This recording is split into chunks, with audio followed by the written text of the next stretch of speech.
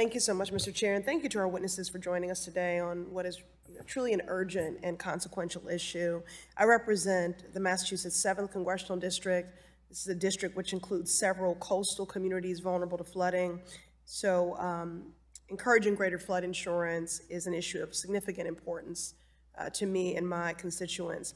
For cities in my district like Boston, Chelsea, Everett, the climate crisis is not an abstract, far in the future, distant problem. It is a reality here and now. Communities, families, small businesses are experiencing firsthand the extreme impact of weather events that are growing in severity and frequency. The combination of hurricanes, storm surges, and rising sea levels resulting in greater flooding, plain and simple. The National Flood Insurance Program is essential in safeguarding our most vulnerable frontline communities and helping homeowners protect both themselves and their properties. However, this program is also facing several unique challenges. Mr. Noisy, I was going over your written testimony and you highlight in it the challenge of the flood protection gap. Just for the record and for the general public, could you expound upon what this is and why this gap exists? Thank you very much for the question, Congresswoman. The flood protection gap is essentially the difference between economic loss and the insured payout. So if the loss is 100 and the insurance policies pay out 20, then you have a gap of 80, and that's obviously a massive drag on the economy. And globally, there are something like $82 billion of flood losses every year. And the protection gap on those is somewhere around 25 billion. So it's an enormous problem globally, not just in the United States. Thank you. So it's critical that we ensure flood insurance is available and affordable, as we've heard throughout this, to those who need it, especially for those living in high-risk flood zones. Dr. Martin, actually first, Mr. Heydrich, what do you see as the primary barriers to increasing flood insurance coverage, and what can Congress do to address them? What role can we play? Well, thank you for the question, Congresswoman.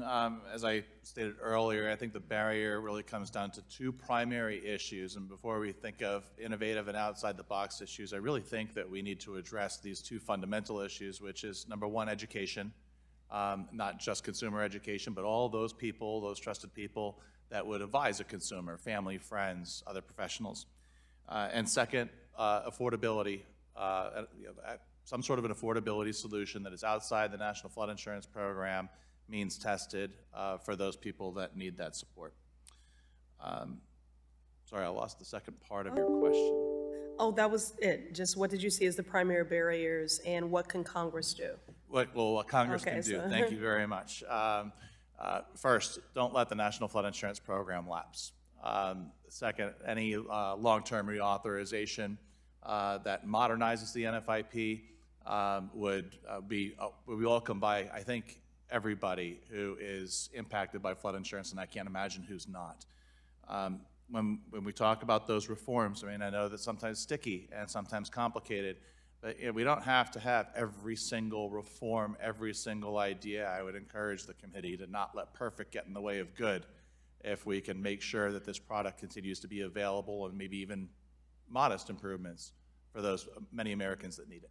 Thank you, Mr. Heydrich. Certainly a universal issue, urban, rural, and suburban.